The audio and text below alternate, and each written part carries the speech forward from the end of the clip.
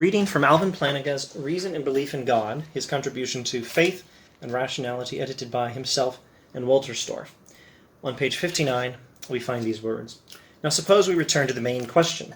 Why should not belief in God be among the foundations of my noetic structure?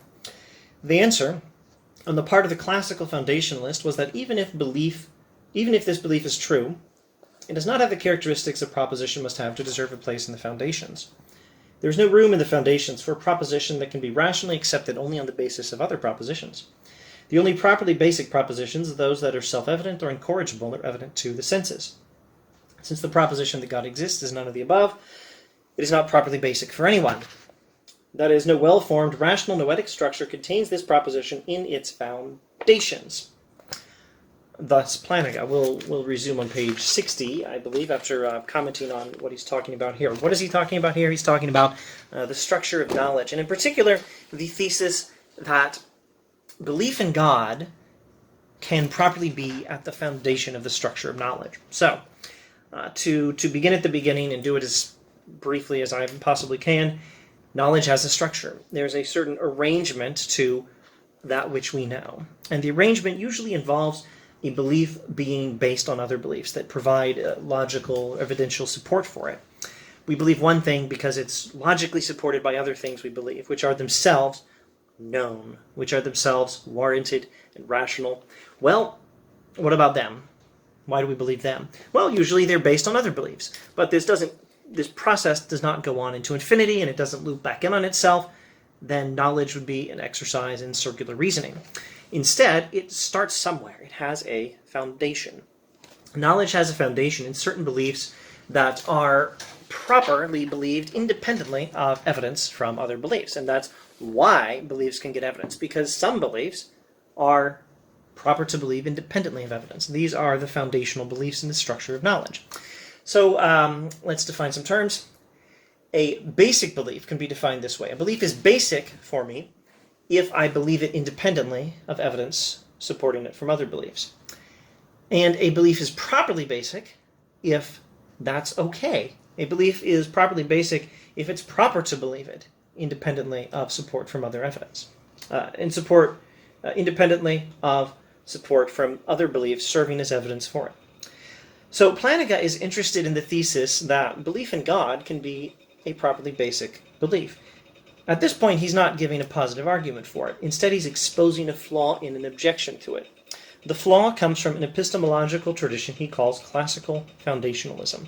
Classical foundationalism says, well, much of the stuff I've just said, that knowledge has a structure, that beliefs are based in, well, most of our beliefs are based on other beliefs, and that those beliefs are believed independently of other beliefs if they're properly basic beliefs, and that they are warranted in some way, not depending on evidence from other beliefs. So, classical foundationalism thus far agrees with Plantinga, but it goes further into what Plantinga does not agree with, and specifies that there's certain criteria, there's a certain criterion for a belief being a properly basic belief, and that criterion is it must be either self-evident or incorrigible or evident to the senses.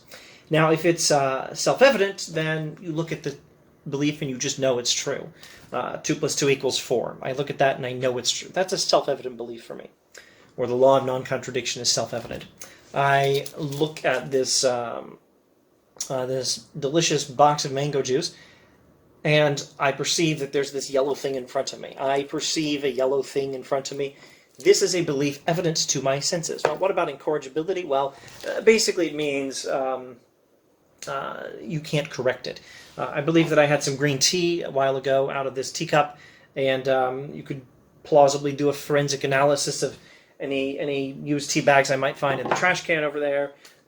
Maybe take some samples from the teacup, and maybe you could find out there's been no green tea here today.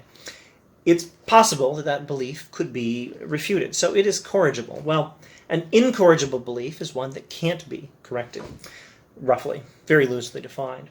So, classical foundationalism says that a belief has to be evident to the senses, or it has to be incorrigible, or it has to be self-evident, like 2 + 2 = 4, in order for it to be a properly basic belief. Now, Plantinga is interested in the thesis that the existence of God can be properly basic, and the objection, depending on classical foundationalism, says, no, it can't, because it doesn't meet that criterion for proper basicality. Now, keep in mind, the person making this objection might think belief in the existence of God is true, or might just not be interested in it at this point. That's separate from the objection. You might actually say, and it's often been said, that God should not be believed in without evidence. But there is evidence, and you should believe in God. That is certainly an approach a number of thinkers have taken. But Plantinga is asking, why must you have that evidence? Why can the existence of God not be properly basic? So he's not going to give a positive argument for it here, but he will expose a flaw in the objection. So the objection says that a belief can only be properly basic if it meets this criterion. It's either self-evident, evident to the senses, or incorrigible. But let's go back to a memory belief. I remember drinking green tea out of this thing today. Do I have to have any other evidence for it? Maybe my memories are flawed. You could look for evidence that they might be flawed, but I rationally believe that I drank green tea out of this, and I'm not really interested in the evidence.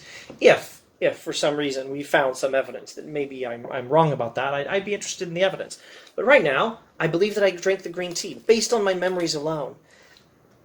In fact, I don't really believe it based on anything. You might phrase this a little more carefully just by saying, I believe it. It is a memory that it happened. I have memories of doing this. And I believe that I did this, independently of evidence. Now, is this not a rational belief? Or not our memory beliefs rational? But they're not self-evident. They're not evident to the senses. They're not incorrigible. So there must be something wrong with the criterion for a properly basic belief that classical foundationalism gives us. Now, page 16. Many propositions that do not meet these conditions are properly basic for me. I believe, for example, that I had lunch this noon. I do not believe this proposition on the basis of other propositions. I take it as basic.